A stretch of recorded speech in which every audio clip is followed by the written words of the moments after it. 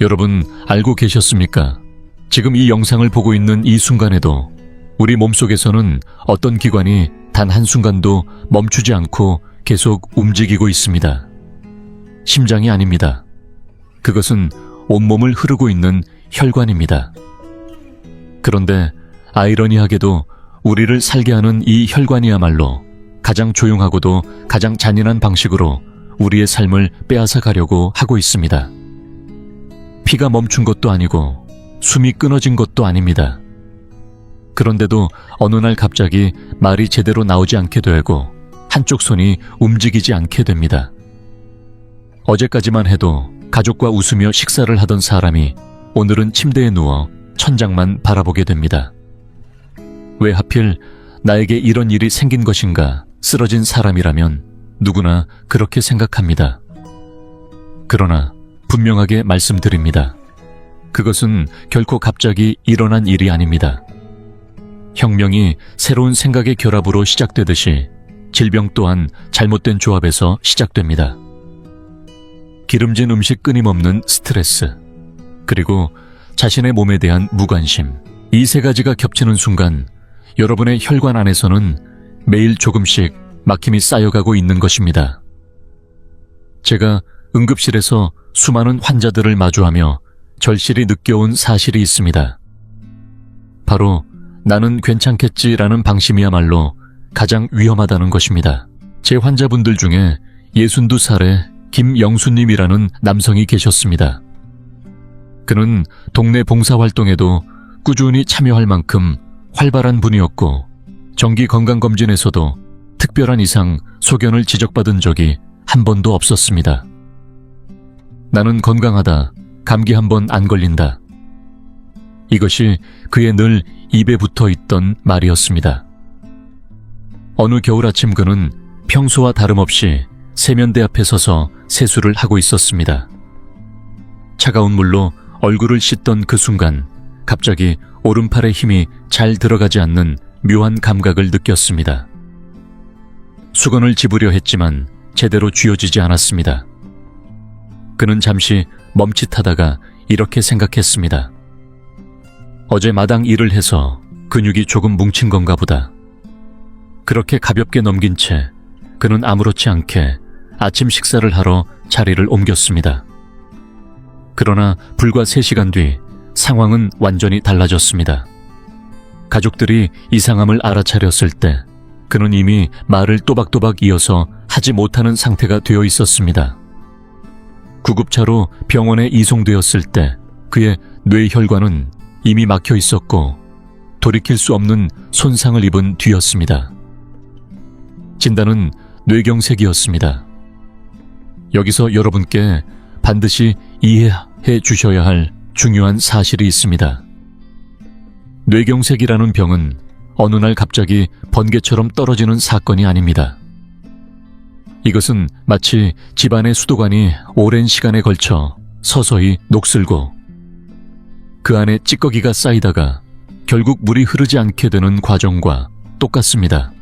여러분이 아침에 일어나 세수를 하고 식사를 하고 가볍게 산책을 하는 그 평범한 순간에도 혈관 안에서는 아주 조용한 변화가 계속되고 있습니다. 혈액 속에 녹아있던 과잉 콜레스테롤이 혈관 벽에 조금씩 달라붙고 원래는 부드럽게 흐르던 혈류가 서서히 느려지면서 뇌세포로 전달되어야 할 산소와 영양이 아주 미세하게 차단되기 시작합니다. 이 무서운 과정은 5회, 10회라는 긴 시간을 거치면서 누구에게도 들키지 않은 채 진행됩니다. 통증도 없습니다. 가려움도 없습니다. 아무런 경고도 없는 듯 보입니다. 그러다가 어느 한순간 댐이 무너지듯 혹은 컵에 담긴 마지막 한 방울이 넘쳐 흐르듯 혈관이 완전히 막히며 뇌경색이 발생하게 되는 것입니다. 지금 이 이야기를 들으시면서 두렵다고 느끼셨다면 그것은 너무나 정상적인 반응입니다. 하지만 절대로 절망하지 마십시오. 지금부터가 정말로 여러분께 전하고 싶은 핵심입니다.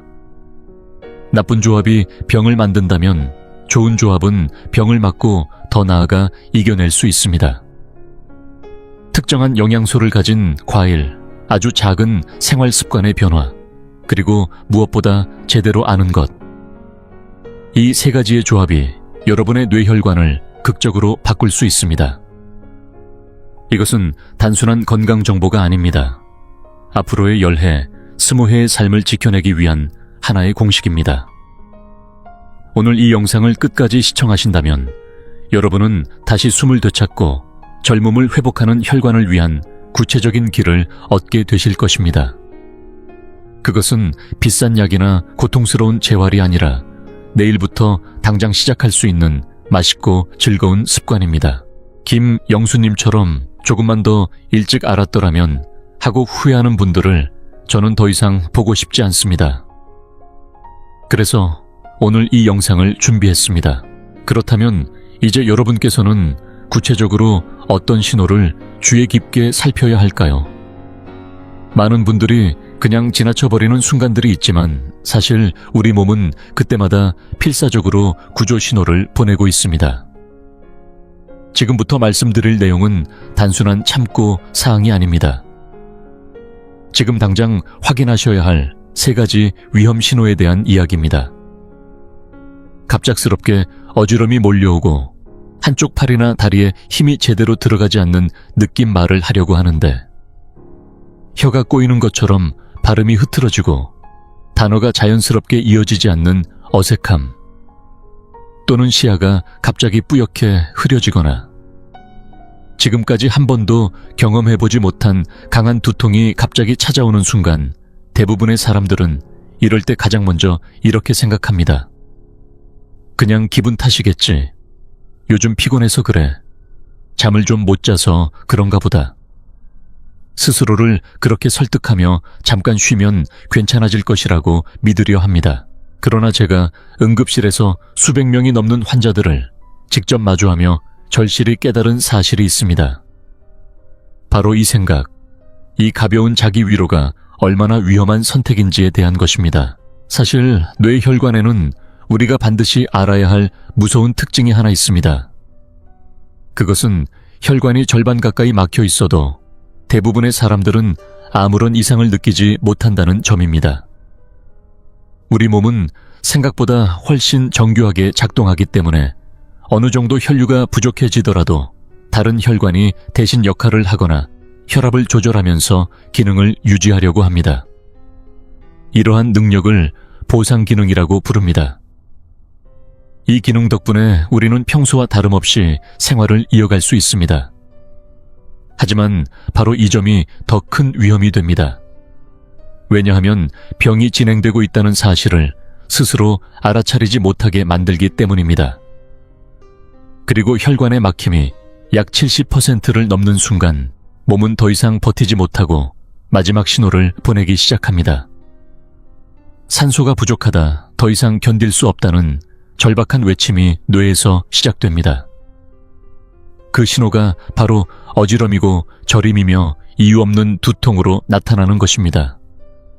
다시 말해, 증상이 눈에 보이기 시작했다는 것은 이미 상태가 상당히 진행된 단계에 들어섰다는 뜻입니다.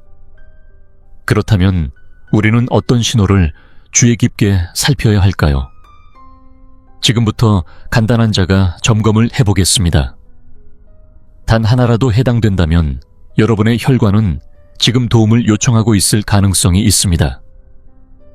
첫 번째 확인 포인트는 원인을 알 수 없는 어지럼과 균형 감각의 이상입니다. 단순한 일시적인 어지럼과는 다릅니다. 앉아있는데도 천장이 빙글빙글 도는 것처럼 느껴지거나 걷다가 갑자기 땅이 흔들리는 것처럼 느껴져 똑바로 걷기 어려운 경험을 하신 적이 있으신가요? 최근 6달 사이에 평평한 길에서 이유 없이 발이 꼬이거나 넘어질 뻔한 적이 있다면 주의하셔야 합니다. 이는 몸의 균형을 담당하는 부위로 가는 혈류가 일시적으로 부족해졌다는 신호일 수 있습니다. 두 번째 확인 포인트는 갑작스러운 기억력 저하와 언어의 어색함입니다. 열쇠를 어디에 두었는지 잠깐 잊어버리는 일은 누구에게나 있습니다. 하지만 여기서 말하는 것은 그런 수준이 아닙니다. 방금 전 나눴던 대화의 내용이 통째로 떠오르지 않거나 평소에 자주 쓰던 간단한 단어가 입에서 나오지 않는 경험, 혹은 가족으로부터 요즘 말이 앞뒤가 잘 맞지 않는다는 이야기를 들은 적이 있다면 그냥 넘기시면 안 됩니다. 뇌의 언어와 사고를 담당하는 영역으로 가는 혈류가 부족해지면 가장 먼저 이러한 변화가 나타납니다. 이를 단순한 노화로 치부하는 것이야말로 가장 위험한 판단입니다. 세 번째 확인 포인트는 아침에 느껴지는 손발의 저림입니다. 아침에 일어났을 때 손이나 발이 찌릿찌릿하거나 감각이 둔해진 느낌을 경험하신 적이 있으신가요? 많은 분들이 잠버릇 때문이라고 생각합니다. 물론 한쪽 팔을 베고 자면 저릴 수 있습니다. 하지만 자세와 관계없이 한쪽 손이나 발에만 반복적으로 저림이 나타나거나 컵을 들다가 힘이 빠져 떨어뜨리는 일이 생긴다면 이는 뇌에서 내려오는 운동 신호가 제대로 전달되지 않고 있다는 가능성을 의미합니다. 특히 한쪽에만 나타나는 증상은 뇌혈관 문제에서 매우 전형적으로 나타나는 특징입니다. 통계를 들여다보면 이 문제가 얼마나 심각한지 더욱 또렷하게 드러납니다. 대한민국에서도 한 해에 수많은 분들이 뇌경색으로 생명을 잃고 있으며 생존하신 분들 가운데 약 30%는 마비나 언어장애와 같은 심각한 후유증을 안고 남은 삶을 살아가게 됩니다. 그런데 이보다 더 충격적인 사실이 있습니다. 뇌경색으로 쓰러진 환자들의 절반 이상이 발병하기 며칠 전에서 몇 주 전 사이에 이미 몸이 보내는 전조 신호를 경험했다는 점입니다. 그때 느꼈던 그 어지럼이 사실은 경고였다는 것을, 그때의 손저림을 그냥 넘기지 말았어야 했다는 것을 대부분은 일이 벌어진 뒤에야 깨닫습니다. 의학적으로 이를 일과성 허혈 발작이라고 부르는데, 이는 혈관이 일시적으로 막혔다가 다시 뚫리면서 증상이 사라지는 상태를 의미합니다. 쉽게 말해 본격적인 뇌경색이 일어나기 전 몸이 보내는 마지막 예고 신호이자 마지막 기회입니다. 하지만 많은 사람들은 증상이 몇 분, 길어야 몇 시간 안에 사라지기 때문에 다 나았다고 착각하고 병원을 찾지 않습니다. 그리고 그 대가로 며칠 뒤 훨씬 더 큰 발작을 맞이하게 됩니다. 여러분, 저는 의사로서 이러한 후회를 하는 환자들을 너무나도 많이 보아왔습니다. 돌이킬 수 없는 상태가 된 뒤에 어떻게 해야 하냐고 묻는 그 순간만큼 마음이 무너지는 일도 없습니다. 그래서 저는 지금 이 자리에서 여러분께 꼭 말씀드리고 싶습니다. 지금 알아차리셔야 합니다. 집에서 화재 경보기가 울리고 있는데 시끄럽다고 배터리를 빼버리는 사람은 없지 않습니까? 우리 몸이 보내는 이상 신호는 바로 그 화재 경보와 같습니다. 절대로 무시해서는 안 됩니다. 아마도 이렇게 생각하시는 분들이 계실 겁니다. 이제 70대인데 혈관이 많이 망가진 건 어쩔 수 없는 일 아닌가? 오랜 세월 관리하지 못했으니 이미 늦은 것 아닐까? 그렇게 느끼실 수도 있습니다. 하지만 여기서 분명하게 말씀드리겠습니다. 절대로 늦지 않았습니다. 인간의 몸에는 우리가 상상하는 것보다 훨씬 뛰어난 회복 능력이 이미 갖추어져 있습니다. 혈관은 단순히 물이 흐르는 관이 아닙니다. 살아 움직이는 조직입니다. 제대로 된 관리만 해준다면 나이에 관계없이 다시 회복되고 새롭게 살아날 수 있습니다. 절망하실 필요가 없습니다. 지금부터 말씀드릴 내용은 바로 희망에 대한 이야기입니다. 사실 우리 몸에는 혈관 신생이라는 놀라운 기능이 존재합니다. 막힌 길이 생기면 그 옆에 새로운 길을 만들어내듯이 우리 몸은 스스로 새로운 혈관을 생성하여 혈류를 다시 회복시키는 능력을 가지고 있습니다. 이것은 상상 속 이야기가 아니라 이미 의학적으로 입증된 사실입니다. 그렇다면 이 놀라운 능력을 어떻게 끌어낼 수 있을까요? 특별한 수술이나 비싼 약이 필요한 것이 아닙니다. 여러분이 매일 먹는 것 그 한 가지를 바꾸는 것만으로도 충분합니다. 다음 내용에서는 의학적으로 확인된 혈관 재생의 원리와 함께 제가 실제로 목격했던 놀라운 회복 사례를 들려드리겠습니다. 이 이야기를 듣고 나면 여러분은 자신의 몸을 바라보는 시선이 완전히 달라지게 될 것입니다. 지금까지 다소 두려운 이야기가 이어졌습니다. 하지만 다시 한번 말씀드립니다. 절망하지 마십시오. 이제부터가 진짜 희망입니다. 한번 막힌 혈관은 돌아오지 않는다. 죽은 뇌세포는 다시 살아나지 않는다. 이렇게 알고 계셨습니까? 과거에는 의료계에서도 그렇게 믿어왔습니다. 그러나 현대의학은 그 통념을 뒤집었습니다. 우리 몸에는 우리가 생각하는 것보다 훨씬 강력한 회복의 잠재력이 숨어 있습니다. 제가 25해 전 아직 경험이 많지 않았던 시절에 만났던 한 환자 이야기를 들려드리겠습니다. 그분은 평생 잊을 수 없는 분입니다. 당시 59살이었던 박정훈 님이었습니다. 그는 심각한 뇌경색으로 쓰러져 응급실로 이송되었습니다. 생명은 겨우 건졌지만 오른쪽 팔과 다리는 전혀 움직이지 않았고 말도 제대로 하지 못하는 상태였습니다.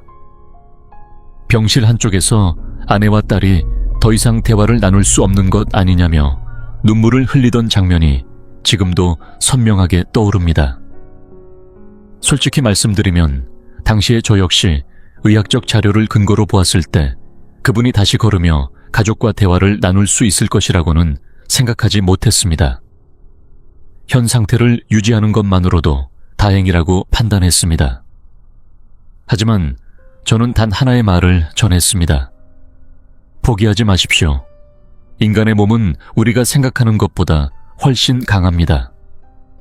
그리고 재활과 함께 특정 영양소를 포함한 식단을 매일 꾸준히 이어가도록 권했습니다. 처음에는 반신반의하셨을 것입니다. 음식으로 이 상태가 나아질 리 없다고 생각하셨을지도 모릅니다. 그러나 가족들은 제 말을 믿고 정성껏 식사를 준비하며 그 습관을 이어갔습니다. 그리고 6달이 지난 어느 날 진료실 문이 열리고 들어온 그 모습을 보고 저는 제 눈을 의심했습니다. 휠체어가 아니었습니다. 박정훈 님이 스스로의 두 발로 천천히 그러나 분명하게 걸어 들어오고 계셨습니다. 선생님 안녕하세요. 또박또박 들리는 그 인사에 저는 말을 잇지 못했습니다. 어떻게 이렇게 회복하셨습니까? 그 질문밖에 떠오르지 않았습니다. 그는 환하게 웃으며 말했습니다. 선생님이 말씀해 주신 대로 매일 그 음식을 빠짐없이 먹었습니다.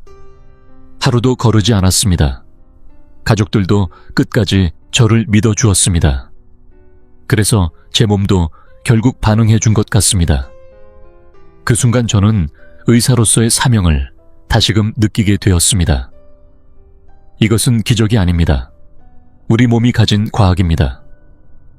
의학에서는 이 현상을 혈관 신생이라고 부릅니다. 한번 상상해 보십시오. 큰 산사태로 주요 도로가 완전히 막혀버린 상황입니다. 차량은 더 이상 지나갈 수 없고 고립된 마을에는 물자가 전달되지 않습니다. 그렇다면 어떻게 하시겠습니까? 그대로 포기하고 기다리시겠습니까? 그렇지 않을 것입니다. 막힌 길 옆으로 새로운 우회로를 만들 것입니다. 우리 몸에서도 정확히 같은 일이 일어납니다. 혈관이 막혀 혈액 공급이 끊기면 뇌는 즉시 신호를 보냅니다. 산소가 부족하다, 새로운 길이 필요하다 그러면 혈관 안쪽 세포들이 반응을 시작합니다. 기존 혈관에서 새로운 가지가 뻗어나오고 그것이 뿌리처럼 퍼져나가며 결국 새로운 혈관망을 형성합니다. 이 새로운 길이 죽어가던 세포에 다시 산소와 영양을 공급하게 됩니다. 박정훈님의 뇌에서도 이 과정이 실제로 일어났습니다. 막힌 혈관을 대신해 수많은 미세 혈관이 새롭게 형성되어 기능을 대신하기 시작한 것입니다. 그리고 여기서 끝이 아닙니다. 우리 몸은 스스로 청소까지 합니다. 혈액 속에는 대식세포라는 특별한 면역세포가 존재합니다. 이 세포는 몸속을 돌아다니는 청소기와 같습니다. 혈관 벽에 붙어 있는 콜레스테롤 찌꺼기를 발견하면 그것을 흡수하고 분해하여 혈관을 다시 부드럽게 만들어줍니다.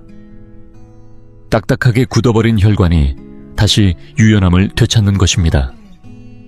그렇다면 이런 놀라운 기능이 있는데 왜 사람들은 병에 걸릴까요? 매우 중요한 질문입니다. 바로 여기에 핵심이 있습니다. 혈관을 새로 만드는 과정도 청소하는 과정도 저절로 이루어지지 않습니다. 이 모든 과정에는 반드시 에너지원이 필요합니다. 청소기가 전기가 없으면 움직일 수 없듯이 새로운 길을 만들기 위해서는 재료가 필요하듯이 우리 몸이 혈관을 회복시키기 위해서는 특정한 영양소가 반드시 필요합니다. 그러나 현대인들은 칼로리는 넘치게 섭취하면서도 정작 혈관을 회복시키는 데 필요한 핵심 영양소는 부족한 상태입니다. 그 결과 몸속의 수리 시스템은 제대로 작동하지 못하고 혈관은 점점 더 망가져 가는 것입니다. 하버드 의과대학 연구진이 20년에 걸쳐 진행한 장기 연구에서도 특정 식품에 포함된 성분이 혈관 신생을 강력하게 촉진한다는 사실이 분명하게 밝혀졌습니다. 이것은 깊은 산속에 들어가야만 구할 수 있는 희귀한 약초도 아니고 값비싼 건강보조 식품도 아닙니다. 여러분이 평소 장을 보러 가는 마트에서 누구나 쉽게 구할 수 있는 아주 익숙한 식재료입니다. 자연은 이미 우리에게 혈관을 회복시키는 방법을 맛있는 음식이라는 형태로 준비해두고 있었던 것입니다. 앞서 말씀드린 박정훈 님이 매일 빠짐없이 섭취하며 놀라운 회복을 이끌어냈던 핵심 요소, 그리고 제가 오랜 임상 경험 속에서 수천 명의 환자들에게 권하며 실제 변화를 확인해 온 가장 강력한 식재료, 그것이 바로 다음에 소개해드릴 3가지 과일입니다. 지금 이 순간에도 여러분의 혈관 속에서 도움을 요청하고 있는 세포들이 간절히 기다리고 있는 영양소가 그 안에 가득 담겨 있습니다. 자, 지금 바로 메모를 준비해 주십시오. 다음 내용에서는 그 구체적인 식재료와 함께 의학적 근거에 기반한 효과를 하나씩 공개해 드리겠습니다. 이 내용을 알고 나면 여러분의 내일 아침 식사는 분명히 달라질 것입니다. 다시 한번 말씀드립니다. 이것들은 제가 임의로 선택한 것이 아닙니다. 실제 의학 논문을 면밀히 검토하고 임상 현장에서 직접 그 효과를 확인한 말 그대로 검증된 식품들입니다. 그리고 저 역시 하루도 빠짐없이 실천하고 있는 방법입니다. 이제 준비가 되셨다면 여러분의 혈관을 완전히 바꿀 여정을 함께 시작해 보겠습니다. 첫 번째로 소개해드릴 과일은 바로 블루베리입니다. 이렇게 작고 귀여운 과일이라고 생각하셨습니까? 하지만 크기에 속으시면 안 됩니다. 이 작은 보랏빛 열매 안에는 상상을 뛰어넘는 힘이 담겨 있습니다. 블루베리는 혈관을 젊게 되돌리는 천연 항노화 캡슐과도 같은 존재입니다. 그 비밀은 바로 이 선명한 색을 만들어내는 안토시아닌이라는 성분에 있습니다. 우리 혈관 안에서는 활성산소라는 물질이 끊임없이 공격을 가해 혈관 벽을 점점 손상시키고 노화를 촉진합니다. 안토시아닌은 이러한 손상을 막아주는 강력한 보호 역할을 합니다. 미국의 한 연구진이 진행한 실험 결과를 살펴보겠습니다. 70대 고령자 그룹을 대상으로 별도의 치료나 운동을 전혀 하지 않고 단지 매일 블루베리를 섭취하도록 했습니다. 그 결과는 놀라웠습니다. 단지 6달 만에 혈관 나이가 평균 15살이나 젊어진 것으로 나타났습니다. 즉, 70세의 혈관이 55세 수준의 탄력을 되찾은 것입니다. 연구진들 역시 이렇게 간단한 방법으로 이 정도의 변화를 확인하게 될 줄은 예상하지 못했다고 밝혔습니다. 블루베리는 딱딱해진 혈관을 다시 부드럽고 유연하게 되돌려줍니다. 뿐만 아니라 뇌세포를 보호하는 일종의 비상 에너지원과 같은 역할도 수행합니다. 일시적으로 혈류가 감소하더라도 뇌세포가 손상을 견디는 시간을 늘려주는 것입니다. 섭취 방법도 매우 간단합니다. 하루에 한 줌 약 10알 정도면 충분합니다. 생과일이 부담스럽거나 보관이 어렵다고 느끼신다면 냉동 블루베리를 활용하셔도 전혀 문제 없습니다. 오히려 냉동 과정에서 세포벽이 분해되면서 안토시아닌의 흡수율이 더 높아진다는 연구 결과도 보고되어 있습니다. 요거트에 곁들여 드셔도 좋고 그대로 시원하게 드셔도 충분히 맛있게 즐기실 수 있습니다. 두 번째로 소개해드릴 과일은 석류입니다.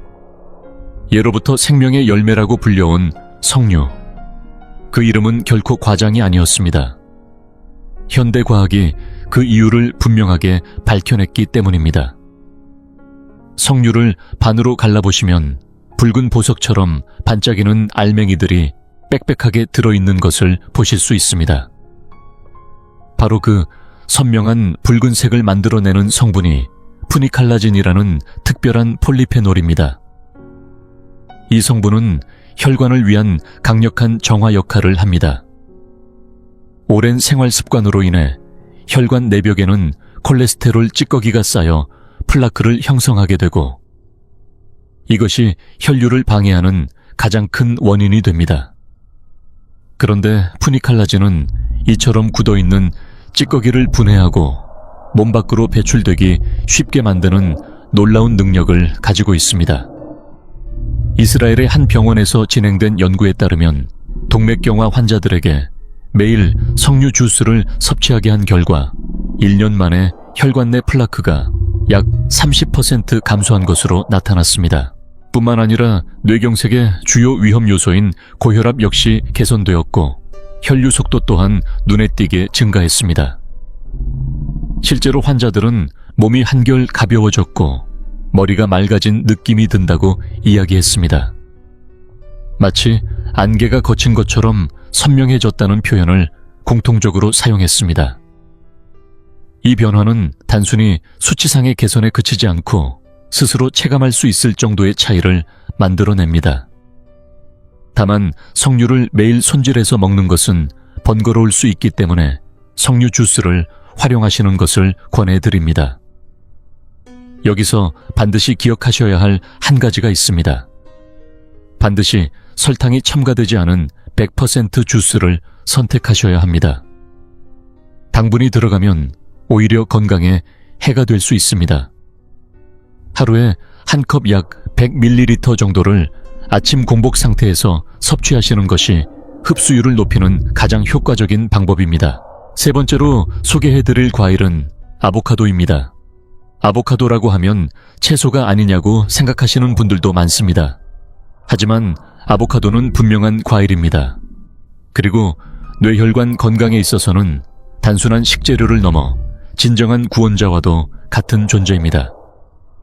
흔히 숲의 버터라고 불리기 때문에 기름지고 혈관에 좋지 않을 것이라고 걱정하시는 분들도 계십니다. 그러나 그런 걱정은 전혀 하지 않으셔도 됩니다. 아보카도에 들어있는 지방은 올레산과 오메가 지방산과 같은 우리 몸에 꼭 필요한 좋은 지방입니다.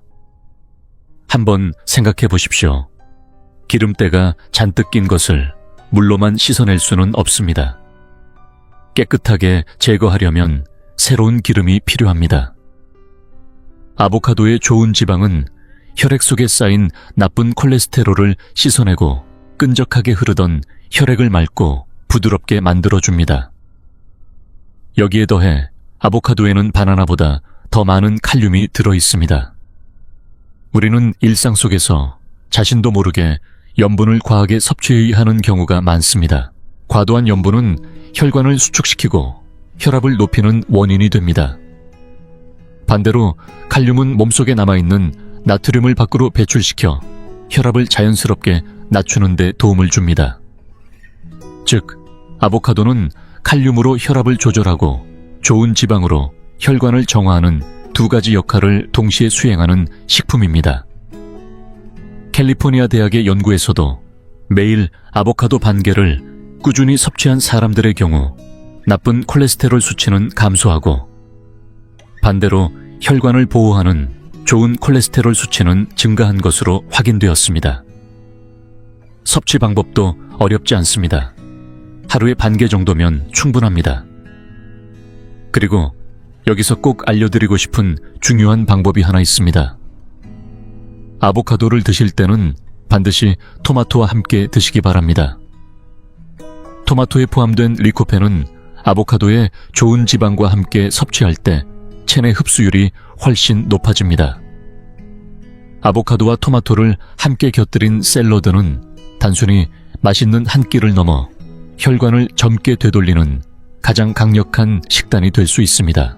블루베리로 혈관을 회복시키고 석류로 혈관 속을 깨끗하게 정리하며 아보카도로 혈액의 흐름을 부드럽게 만들어줍니다. 어떠신가요? 각각의 효과만으로도 충분히 강력하지만 이 세 가지를 함께 실천하면 그 결과는 단순한 합이 아니라 훨씬 더 큰 변화로 이어집니다. 하나 더하기 하나가 셋이 되는 것이 아니라 10이 되고 20가 되는 것입니다. 제 환자분 중에 68살의 이정호님이라는 분이 계셨습니다. 그분은 혈관이 심하게 좁아져 수술을 바로 앞둔 상태였습니다. 그런데 이 세 가지 과일을 중심으로 한 식습관을 시작하고 나서 1년 뒤 검사 결과를 본 의료진 모두가 놀라움을 감추지 못했습니다.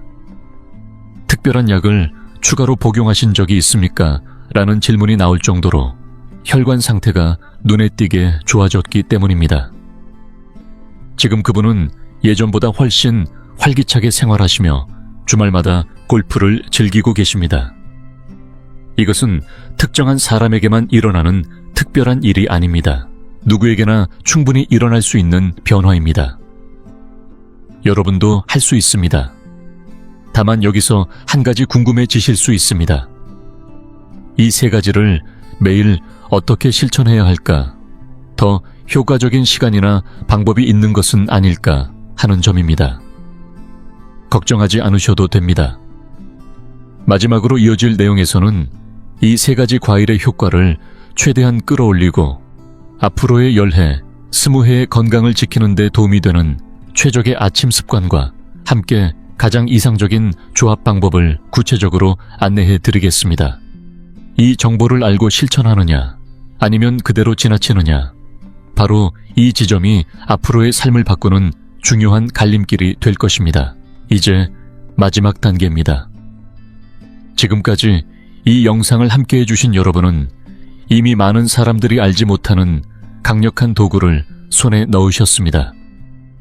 뇌혈관을 지키기 위한 올바른 지식, 그리고 블루베리와 석류 아보카도라는 세 가지 핵심 식재료입니다.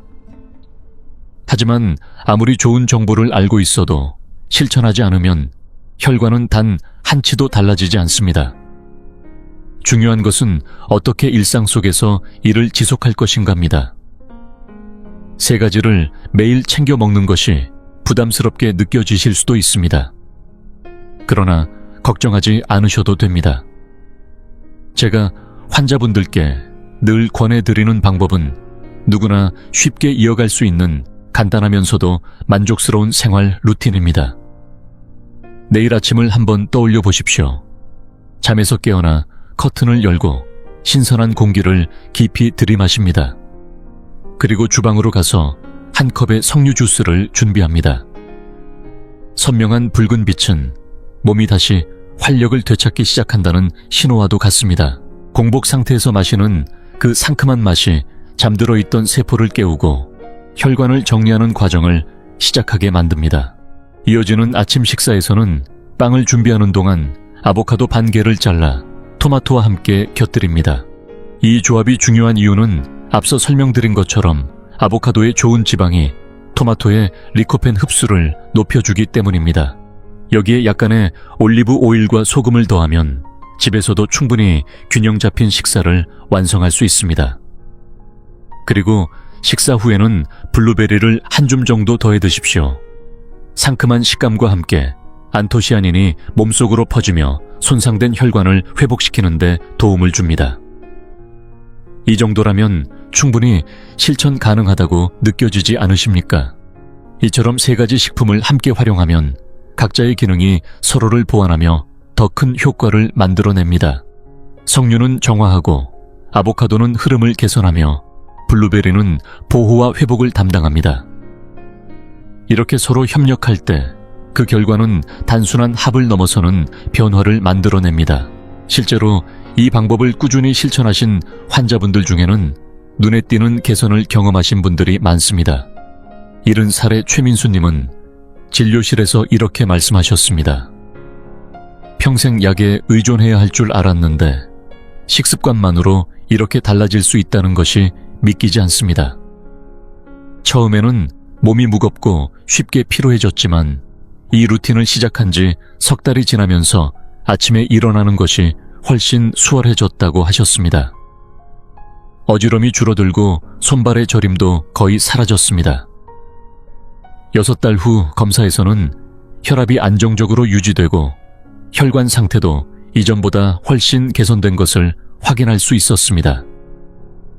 이는 특별한 사례가 아니라 누구에게나 충분히 일어날 수 있는 변화입니다. 지금 그는 약의 양을 줄이고 주말마다 손주와 함께 시간을 보내며 활기찬 일상을 이어가고 있습니다. 그런 모습을 볼 때마다 저는 이 길이 옳다는 확신을 다시 한번 갖게 됩니다. 여러분, 우리 몸은 하나의 정교한 공장과도 같습니다. 피부세포는 약 28날을 주기로 새롭게 바뀌고 장애세포는 약 5날마다 교체되며 혈액세포는 약 4달을 거쳐 완전히 새로워집니다. 다시 말해 지금의 여러분 몸은 몇 달 전 여러분이 먹었던 것들로 만들어져 있고 앞으로 몇 달 뒤의 몸은 바로 오늘 여러분이 선택하는 음식에 의해 결정된다는 뜻입니다. 혈관 역시 마찬가지입니다. 나이에 상관없이 다시 살아날 수 있습니다. 이른이든 여든이든 늦었다고 단정 지을 이유는 전혀 없습니다. 지금 이 순간 여러분은 인생의 중요한 갈림길 앞에 서 있습니다. 하나의 길은 지금까지와 같은 방식으로 살아가는 길입니다. 몸이 보내는 신호를 대수롭지 않게 넘기고 이상이 생기면 병원을 찾고 약에 의존하며 언제 찾아올지 모르는 위험을 안고 살아가는 길입니다. 다른 하나의 길은 오늘부터 변화를 선택하는 길입니다. 스스로 건강을 지키고 혈관을 다시 젊게 만들며 활기찬 노년을 준비하는 길입니다. 맛있는 과일을 즐기며 내 몸이 점점 좋아지고 있다는 것을 느끼면서 살아가는 길입니다. 여러분은 어떤 길을 선택하시겠습니까? 저는 진심으로 여러분께서 두 번째 길을 선택하시기를 바랍니다. 그리고 확신합니다. 여러분은 충분히 해낼 수 있습니다. 변화는 언제나 작은 선택에서 시작됩니다. 이 영상을 다 보신 뒤 가까운 마트에 들러 블루베리와 석류 주스, 아보카도, 그리고 토마토를 장바구니에 담아 보십시오. 그 순간부터 여러분의 새로운 삶은 이미 시작된 것입니다. 계산대에 서 있는 동안 스스로에게 말해 보십시오. 나는 내 몸을 소중히 여긴다. 나는 오래도록 건강하게 살 것이다. 이것은 단순한 다짐이 아닙니다. 긍정적인 마음은 실제로 면역 기능을 높이고 회복을 돕는다는 것이 여러 연구를 통해 확인되고 있습니다. 마지막으로 한 가지 부탁드립니다. 이 여정을 혼자서만 시작하지 마십시오. 가족과 함께, 가까운 친구들과 함께 시작해 보십시오. 함께 이야기하고 서로 격려하며 지속하는 것이 훨씬 더 오래 그리고 즐겁게 이어질 수 있습니다. 그리고 이 영상이 조금이라도 도움이 되셨다면 채널을 구독하시고 저희와 계속 함께 해주시기 바랍니다. 앞으로도 여러분의 건강과 삶을 지키는데 필요한 정보를 꾸준히 전해드리겠습니다. 여러분의 한 분 한 분은 저에게 소중한 존재입니다. 댓글을 통해 여러분의 생각과 경험을 들려주셔도 좋습니다. 오늘부터 시작하겠다는 다짐도 좋고 직접 실천해 보았다는 이야기나 궁금한 점도 괜찮습니다. 저는 그 모든 이야기를 소중히 읽고 마음으로 응원하겠습니다. 그리고 이 영상을 사랑하는 가족과 이웃들에게도 꼭 전해 주십시오. 여러분의 작은 공유 하나가 누군가의 건강을 지키고 한 가정의 웃음을 이어가게 만들 수도 있습니다. 오늘 이 순간을 기억해 주십시오. 바로 지금이 여러분 인생의 새로운 출발점입니다. 3가지 과일과 하나의 믿음 나는 건강해질 수 있다는 확신, 그것이면 충분합니다. 저는 의사로서 그리고 여러분의 건강을 진심으로 바라는 한 사람으로서 약속드립니다. 여러분이 행동하기 시작하면 여러분의 몸은 반드시 그에 응답할 것입니다. 건강한 혈관, 밝은 내일, 그리고 웃음이 가득한 활기찬 삶. 그 모든 것은 이미 여러분 손이 닿는 곳에 있습니다. 지금 바로 시작해 보십시오. 여러분은 할 수 있습니다. 저는 여러분을 믿습니다. 항상 건강하시고 행복하시고 사랑하는 사람들과 함께 오래도록 따뜻한 시간을 보내시길 바랍니다. 끝까지 함께 해주셔서 진심으로 감사드립니다. 다음 영상에서 다시 찾아뵙겠습니다. 지금 여러분의 나이는 몇 살이신가요? 아직도 체력에는 자신이 있고 식단도 신경 쓰며 운동도 꾸준히 하고 계신 분들, 나는 절대 그렇게 힘없이 늙어가는 사람이 되지 않을 것이라고 믿고 계신 바로 그분들께 오늘의 이야기는 앞으로의 인생을 바꿀 중요한 전환점이 될지도 모릅니다. 사실 많은 어르신들이 마주하게 되는 인생에서 가장 힘든 시기가 있습니다. 그것은 은퇴를 막 끝낸 직후가 아닙니다. 70세에서 75세 사이 바로 이 5해 동안 마치 비탈기를 미끄러지듯 마음도 몸도 그리고 사회와의 연결까지도 빠르게 잃어버리는 분들이 끊이지 않습니다. 놀랍게도 이런 변화는 평소 건강을 잘 챙기고 성실하게 살아온 분일수록 더 크게 흔들리는 경향이 있습니다. 어째서 그렇게 활기차던 사람이 70세를 넘기는 순간 갑자기 늙어 보이고 세상과 멀어지게 되는 것일까요? 그 배경에는 현대 사회가 조용히 감추어 온 이른바 75세 절벽이라는 무서운 구조가 숨어 있습니다. 오늘은 34만 명이 넘는 이들이 깊이 공감한 노년의 현실을 하나하나 파헤치고 여러분이 그 절벽을 가볍게 넘어 평생 자신답게 웃으며 살아가기 위한 궁극의 생존 전략을 전해드리겠습니다. 이 영상을 끝까지 보신다면 70대 앞에 놓인 5가지 절망을 가장 큰 희망으로 바꾸는 구체적인 방법을 모두 알게 되실 것입니다. 10년 뒤, 20년 뒤에 그때 이 영상을 봐두길 정말 잘했다고 분명히 느끼시게 될 내용입니다. 앞으로 이 채널에서는 60세 이상 여러분을 위해 건강 수명을 늘리는 팁과 일상에 도움이 되는 유익한 정보를 꾸준히 전해드릴 예정입니다. 소중한 최신 정보를 놓치지 않으시려면 바로 지금 이 순간 채널 구독을 해두시기 바랍니다. 먼저 첫 번째 원인입니다. 그것은 바로 프레일의 가속입니다. 여러분은 프레일이라는 말을 들어보신 적이 있으십니까? 쉽게 설명드리면 건강한 상태와 돌봄이 필요한 상태 사이에 있는 매우 불안정한 경계 지점을 의미합니다. 70세를 넘어서게 되면 우리 몸의 근육량은 우리가 생각하는 것보다 훨씬 빠른 속도로 줄어들기 시작합니다.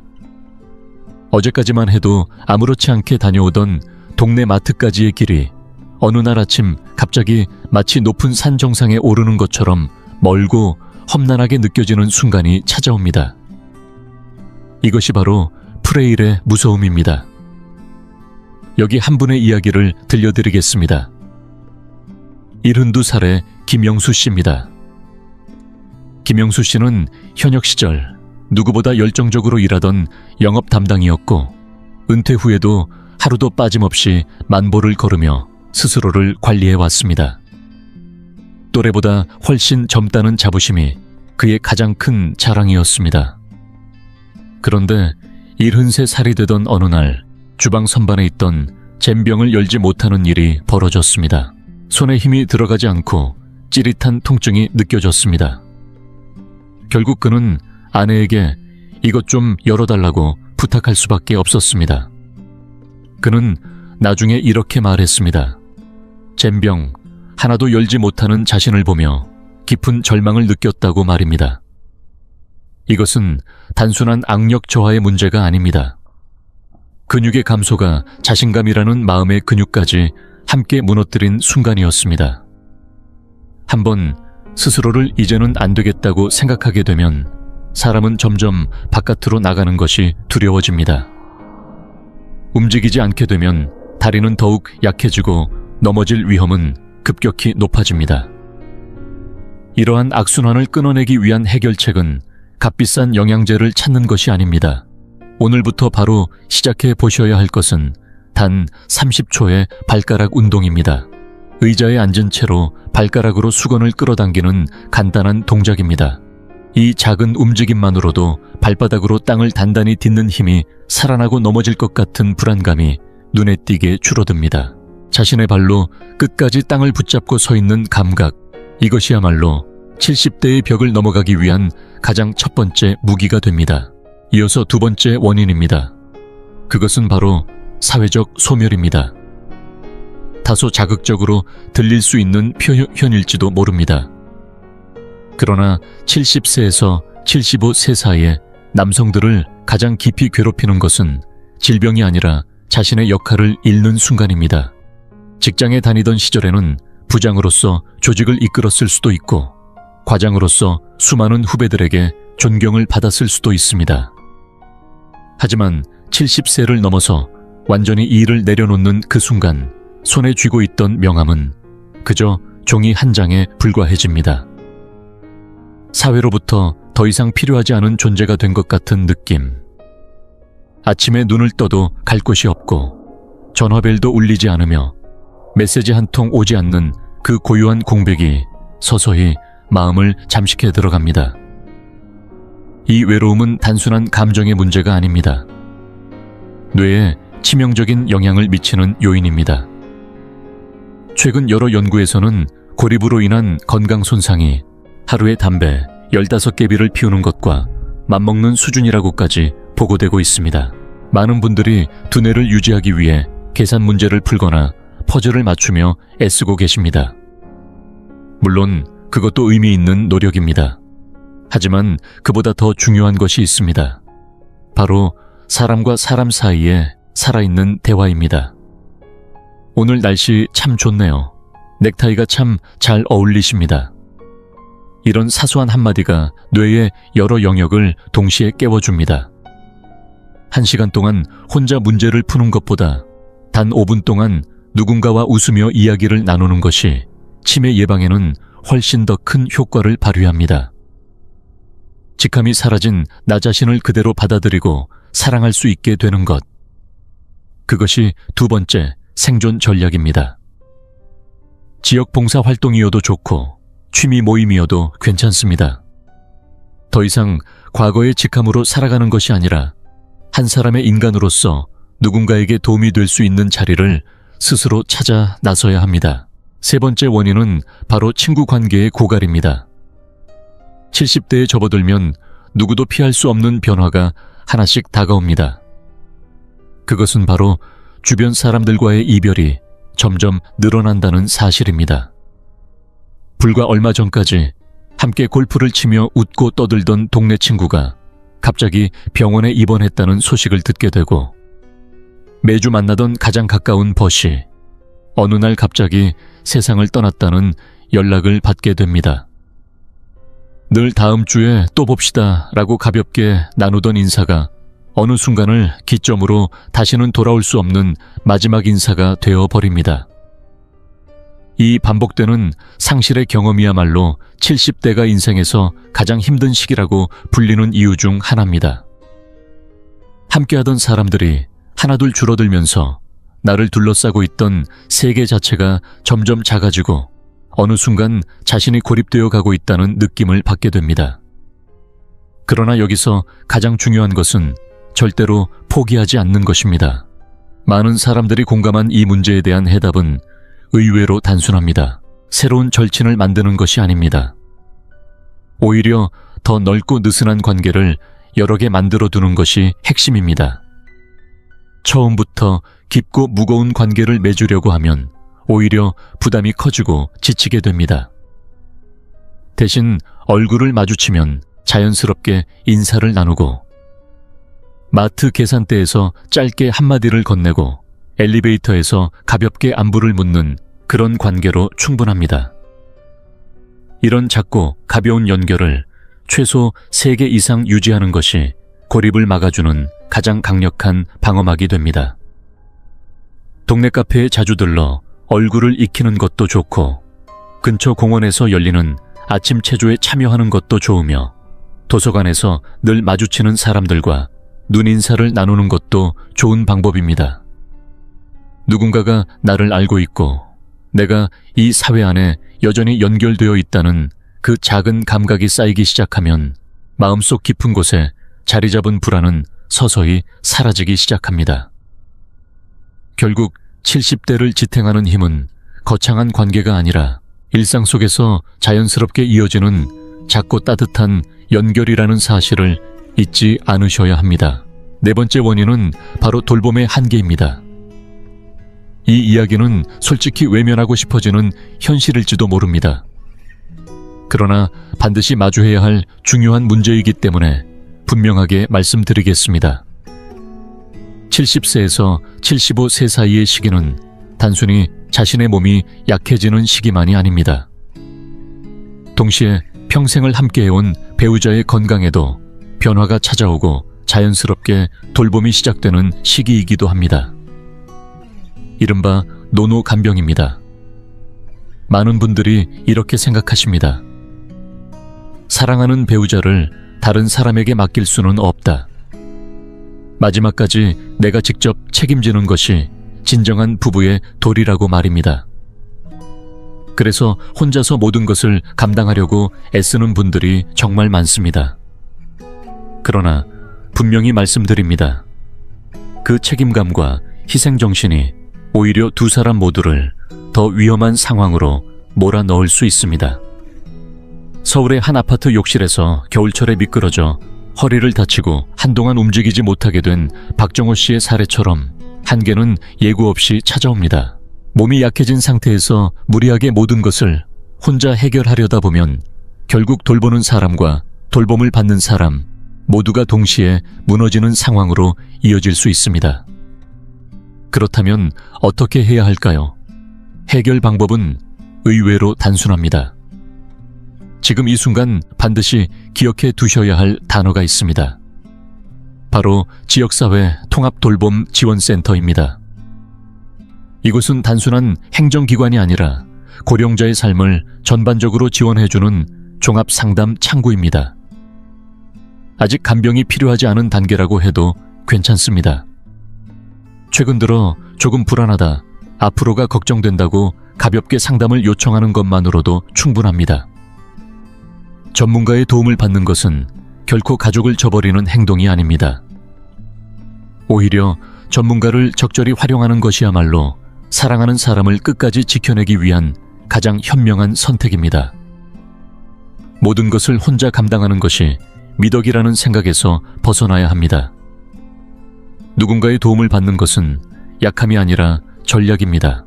그리고 그 전략이야말로 인생의 후반전을 보다 안전하고 존엄하게 지켜낼 수 있는 가장 강력한 방법이라는 사실을 반드시 기억하셔야 합니다. 그리고 5번째 원인입니다. 그것은 바로 디지털 고립입니다. 지금 우리가 살아가는 시대는 과거와는 완전히 달라졌습니다. 정보는 더 이상 길거리 게시판이나 신문에만 있는 것이 아니라 거의 모든 것이 스마트폰 속에 들어 있습니다. 행정 서비스 신청부터 각종 복지 정보 생활에 도움이 되는 할인 혜택, 그리고 무엇보다 사람과 사람을 이어주는 소통의 창구까지 모두 그 안에 담겨 있습니다. 그런데도 많은 분들이 이렇게 말씀하십니다. 나는 예전 휴대전화면 충분하다. 스마트폰은 너무 어렵고 괜히 건드리기 싫다라고 말입니다. 이 작은 거부감이 시간이 지나면서 점점 더 큰 장벽이 되어 여러분을 사회의 흐름 밖으로 밀어내게 됩니다. 갑작스러운 재난 상황이 발생했을 때 또는 몸 상태가 급격히 나빠졌을 때 스마트폰을 사용할 수 있는지 없는지는 단순한 편의의 문제가 아니라 생명과 직결되는 중요한 능력이 됩니다. 여러 연구에서도 고령층의 디지털 접근성이 낮을수록 응급 상황 대응 속도가 늦어지고 사회적 고립감이 더 심화된다는 결과가 보고되고 있습니다. 하지만 걱정하실 필요는 없습니다. 모든 기능을 완벽하게 익히실 필요는 전혀 없습니다. 단 2가지만 기억하시면 충분합니다. 하나는 사진을 찍어서 보내는 것, 그리고 하나는 음성으로 말을 입력하는 것입니다. 글자를 하나하나 입력하는 것이 부담스럽다면 스마트폰에 대고 자연스럽게 말하시면 됩니다. 오늘 날씨가 좋아서 집 근처 공원을 한 바퀴 걸었다고, 길가에 핀 꽃이 참 예쁘다고 그렇게 말하면서 사진 한 장을 자녀에게 보내보십시오. 그 작은 행동 하나가 여러분을 고립된 공간에서 끌어내고 가족과 다시 이어주는 다리가 되어줄 것입니다. 스마트폰은 단순한 기계가 아닙니다. 그것은 세상과 여러분을 이어주는 연결고리이며 위급한 순간에 도움을 받을 수 있게 해주는 생명의 통로입니다. 결국 이 작은 기기를 받아들이는 용기가 여러분의 삶을 더 안전하고 더 따뜻하게 만들어줄 가장 중요한 선택이 될 것입니다. 자, 지금까지 70대를 위협하는 5가지 원인과 그에 대한 해결 방법을 차근차근 살펴보았습니다.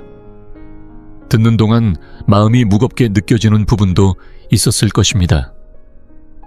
하지만 분명히 말씀드립니다. 이 사실들을 알고 있다는 것만으로도 여러분의 앞으로의 삶은 완전히 달라질 수 있습니다. 이제 여기서부터는 오늘 이 순간부터 바로 실천할 수 있는 그 벽을 넘어서는 3가지 핵심 점검 항목으로 정리해드리겠습니다.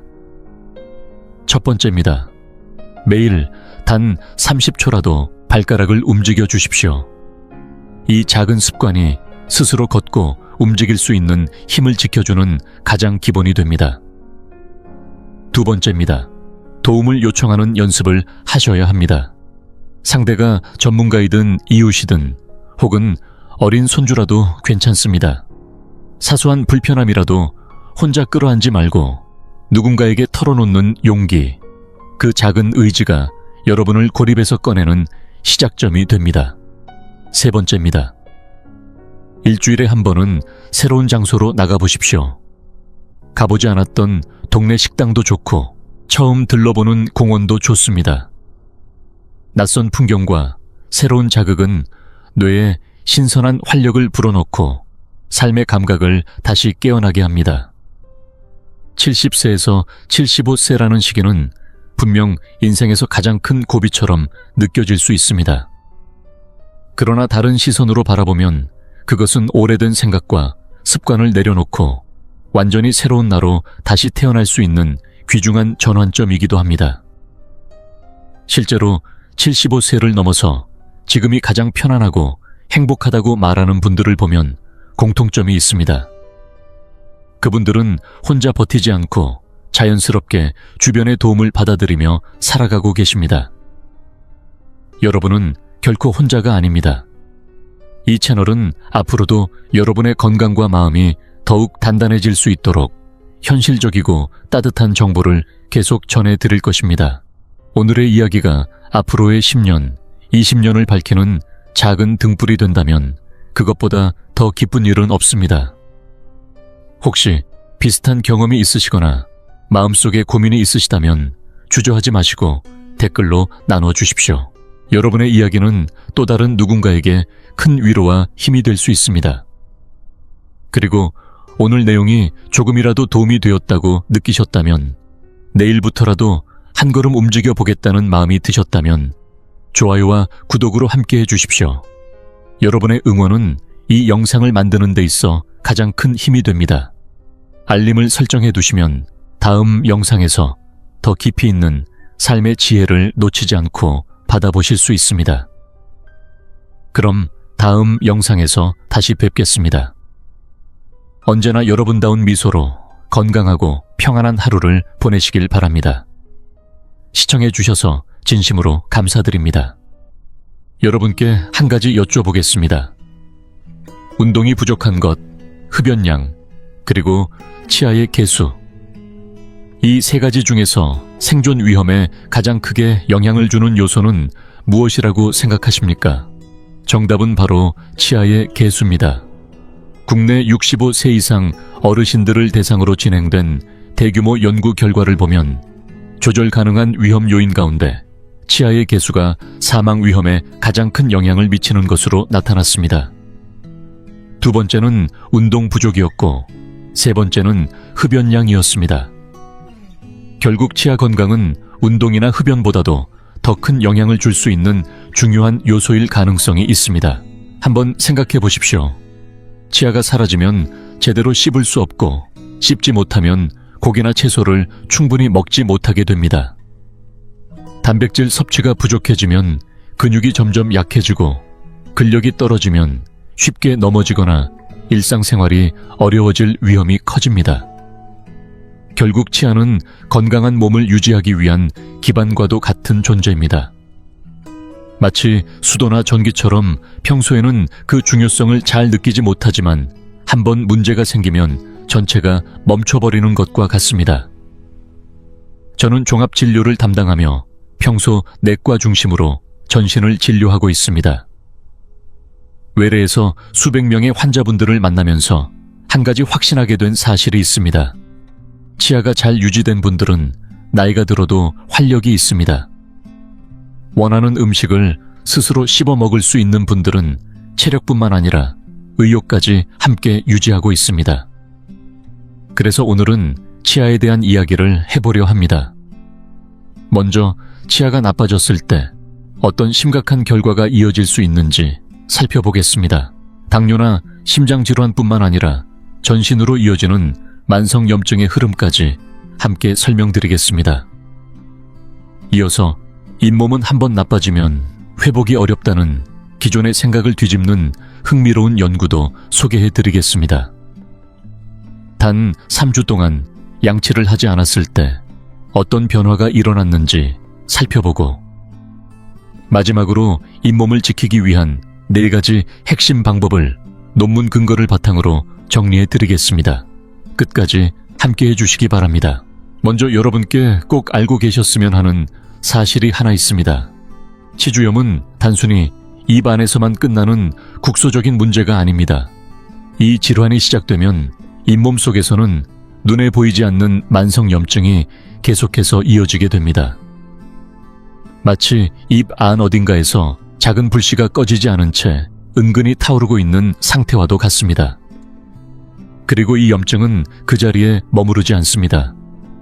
혈류를 따라 전신으로 퍼져나가며 우리 몸 곳곳에 영향을 주게 됩니다. 그렇다면 그 결과는 어떻게 나타날까요? 지금부터 하나씩 차분하게 살펴보겠습니다. 먼저 당뇨입니다. 2022년에 발표된 신뢰도 높은 종합분석 연구에서는 무려 35개의 연구 결과를 모아 분석했는데 그 결과가 상당히 인상적이었습니다. 치주염 치료만으로도 당뇨의 대표적인 지표인 헤모글로빈 A1C, 즉 평균 혈당 수치가 3개월에서 4개월 사이에 평균 0.43%나 감소한 것으로 나타났습니다. 이 수치가 어느 정도인지 감이 잘 오지 않으실 수도 있습니다.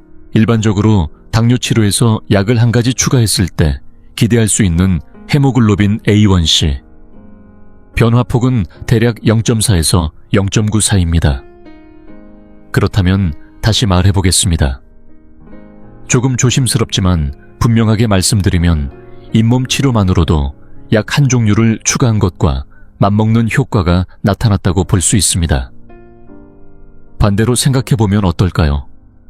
치주염을 그대로 방치하고 있는 경우 아무리 약을 꾸준히 복용하고 있어도 그 효과가 충분히 발휘되지 못하고 상쇄되고 있을 가능성도 배제할 수 없습니다.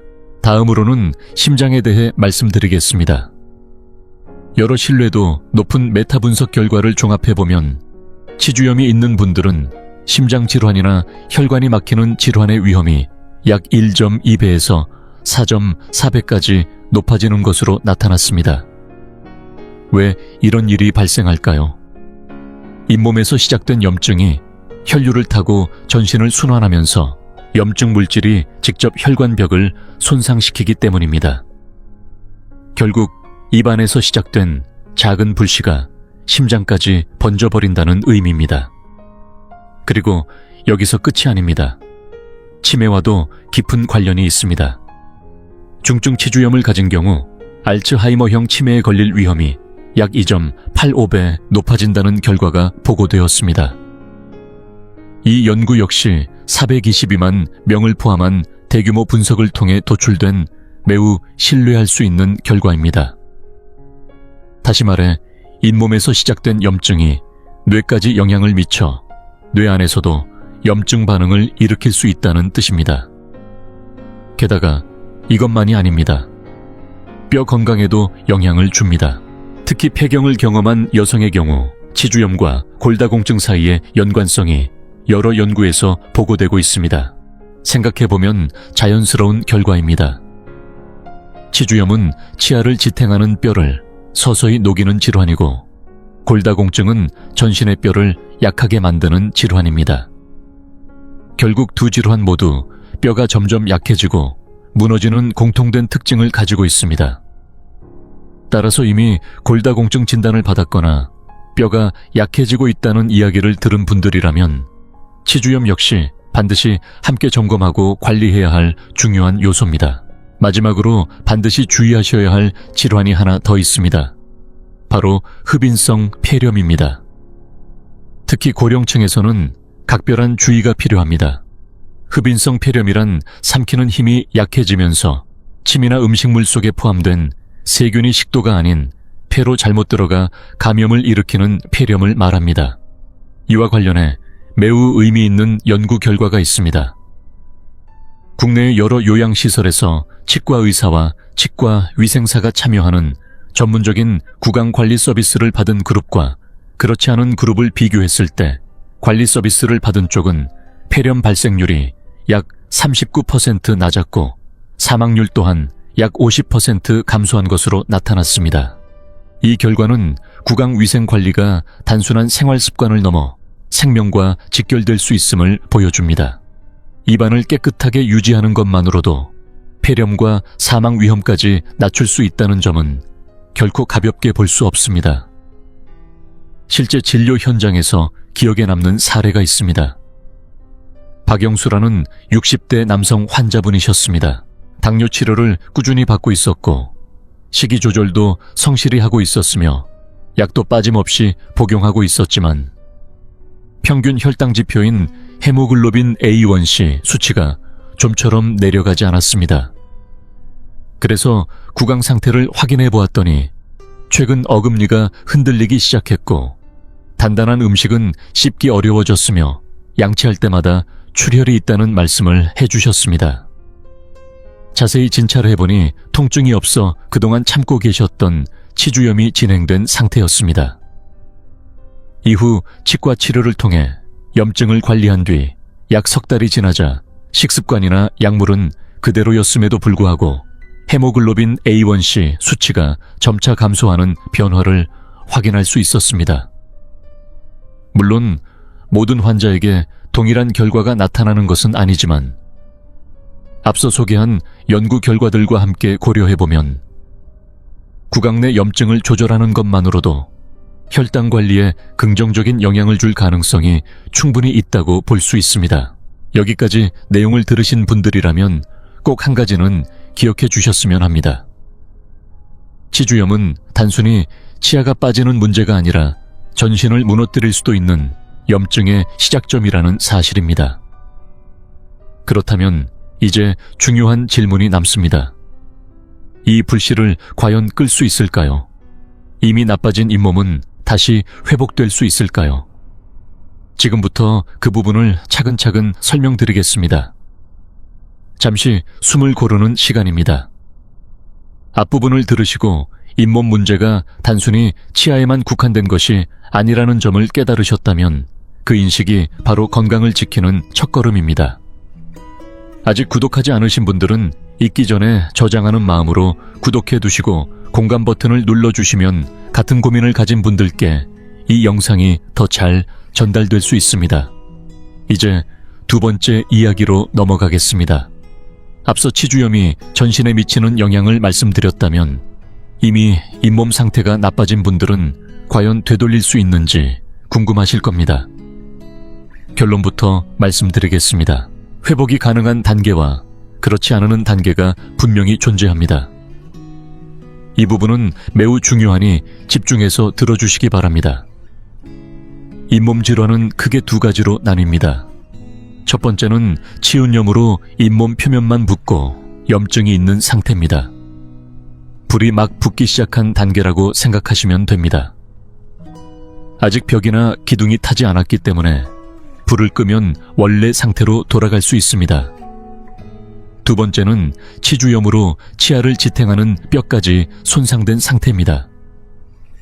이는 이미 기둥이 무너진 상태이기 때문에 불을 껐다 하더라도 손상된 구조 자체는 되돌릴 수 없습니다. 결국 잇몸이 회복될 수 있는지는 지금 내가 어느 단계에 있는지에 따라 결정됩니다. 그리고 중요한 것은 이 불을 끄는 소화기와 같은 올바른 관리 방법을 알고 실천하는 것입니다. 다음 단계에서 자세히 설명드리겠지만 먼저 치은염 단계에서 실제로 회복이 가능한지를 보여주는 연구를 살펴보겠습니다. 2013년에 독일 연구진이 건강한 젊은 성인 37명을 대상으로 한 실험을 진행했습니다. 한쪽 치아만 20일 동안 양치하지 않도록 한 다소 과감한 연구였습니다. 그 결과는 놀라웠습니다. 단 20일 만에 잇몸 출혈이 34% 증가했고 더 나아가 혈액 검사에서 전신 염증 지표까지 상승한 것으로 나타났습니다. 단 3주 동안 양치를 하지 않았을 뿐인데 몸 전체의 염증 수준이 올라간 것입니다. 앞서 말씀드린 입속의 작은 불씨가 전신으로 번진다는 것이 바로 이런 현상입니다. 그런데 여기서 중요한 점이 하나 더 있습니다. 연구에서는 이후 다시 20일 동안 정상적인 양치를 재개하게 했습니다. 그 결과 잇몸 출혈과 염증 지표가 다시 원래 수준으로 돌아온 것이 확인되었습니다. 즉, 초기 단계라면 올바른 관리만으로 잇몸뿐 아니라 전신 염증까지 함께 안정될 수 있다는 의미입니다. 이것이 바로 가능한 한 빠른 시점에 관리하는 것이 중요한 이유입니다. 물론 출혈과 같은 증상이 있다면 비교적 쉽게 알아차릴 수 있습니다. 하지만 치주염은 반드시 출혈이 나타나는 것도 아니고 통증이 없는 경우도 많습니다. 그래서 지금부터 간단한 자가 점검을 해보겠습니다. 8가지 항목을 말씀드릴 테니 몇 가지에 해당되는지 확인해 보시기 바랍니다. 첫 번째, 아침에 입안이 끈적거린다. 두 번째, 양치할 때 출혈이 있다. 세 번째, 구취가 느껴진다. 네 번째, 잇몸이 붉고 부어있다. 다섯 번째, 잇몸이 내려앉았다. 여섯 번째, 치아 사이가 벌어졌다. 일곱 번째, 단단한 음식이 씹기 어렵다. 여덟 번째, 치아가 흔들린다.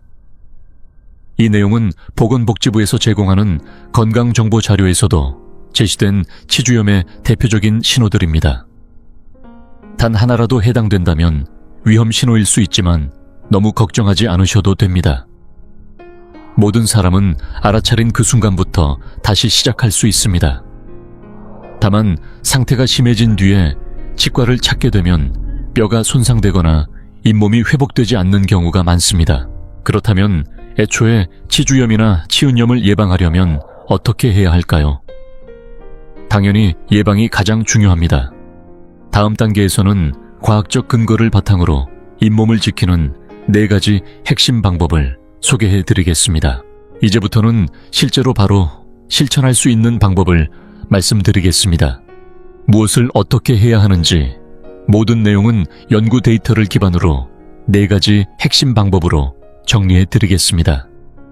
첫 번째 방법입니다. 오늘 이 영상에서 가장 강조드리고 싶은 부분이기도 합니다. 바로 치간 칫솔입니다. 많은 분들이 일반 칫솔이면 충분하지 않을까 생각하실 수 있습니다. 물론 칫솔은 기본입니다. 하지만 칫솔만으로는 닿지 않는 영역이 분명히 존재합니다. 쉽게 상상해 보십시오. 칫솔은 치아의 겉면을 닦는 큰 길 청소와 같습니다. 그러나 치아와 치아 사이, 즉 좁은 틈과 안쪽 공간은 칫솔만으로는 제대로 닦기 어렵습니다.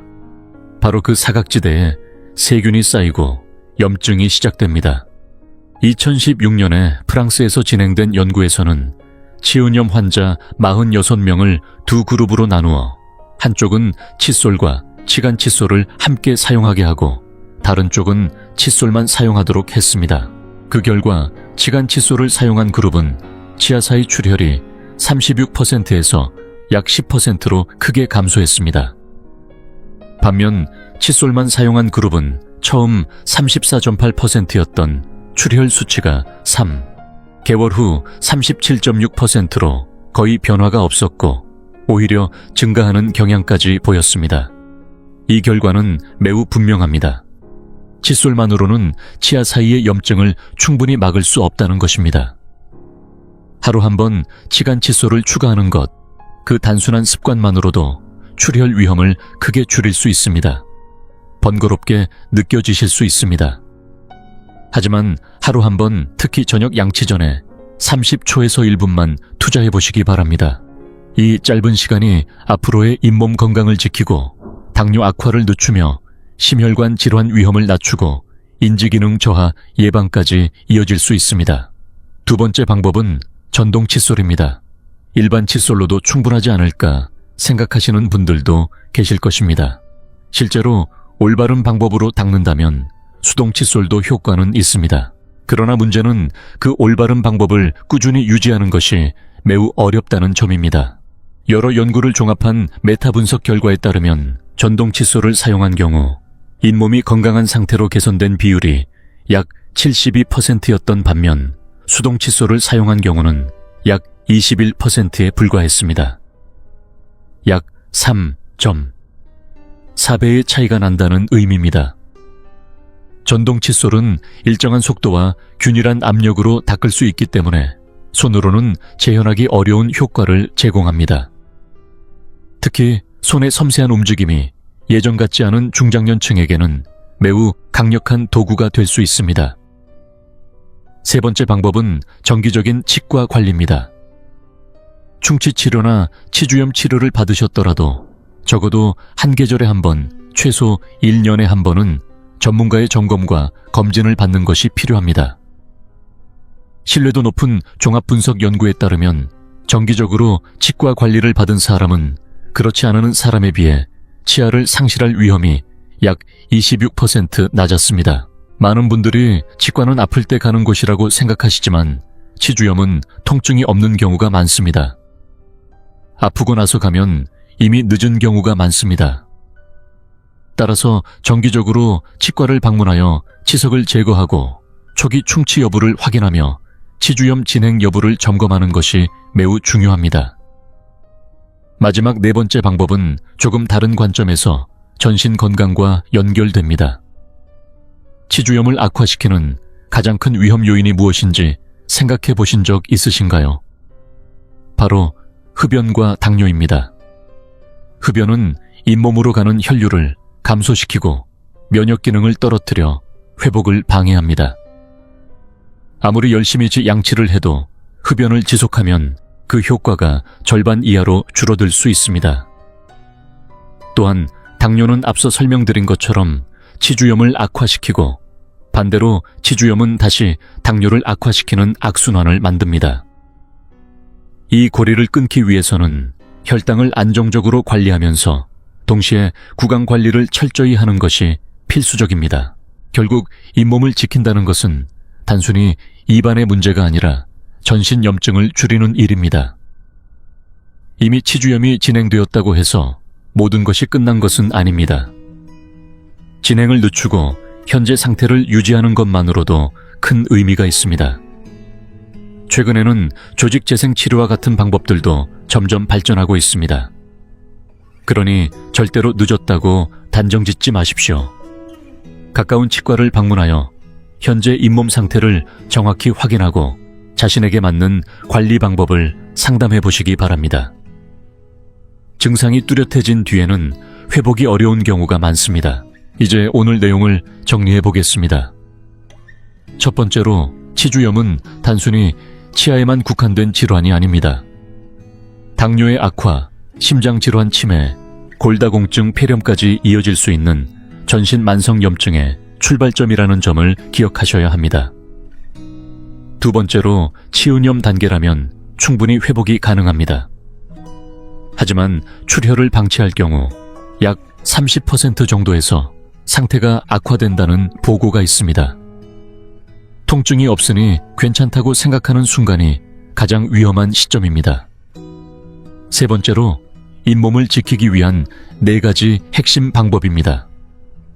올바른 칫솔, 사용 치간 칫솔에 추가 전동 칫솔 활용, 정기적인 치과 관리, 그리고 전신 염증 조절까지 포함됩니다. 처음에 말씀드렸듯이 치아는 우리 몸의 기반과도 같은 존재입니다. 80세, 90세가 되었을 때에도 자신의 치아로 원하는 음식을 씹어 먹을 수 있다는 것은 단순한 편안함을 넘어 근육을 유지하고 영양을 섭취하며 삶의 즐거움을 지키는 중요한 요소가 됩니다. 이 기반을 지키는데 거창한 노력이 필요한 것은 아닙니다. 밤에 양치할 때 치간 칫솔을 한 번 더 사용하는 것, 정기 검진 일정을 미리 잡아두는 것, 흡연을 하고 계시다면 조금씩 줄이거나 금연을 고려하는 것, 이런 작은 실천이면 충분합니다. 그 작은 변화가 10년 뒤, 20년 뒤의 삶을 완전히 바꿀 수 있습니다. 댓글로 여러분이 실천하고 있는 습관이나 오늘부터 시작해보고 싶은 변화 또는 새롭게 알게 된 점을 한 줄이라도 남겨주신다면 정말 큰 힘이 됩니다. 오늘 내용은 여기까지입니다. 건강 잘 챙기시고 다음 시간에 다시 뵙겠습니다.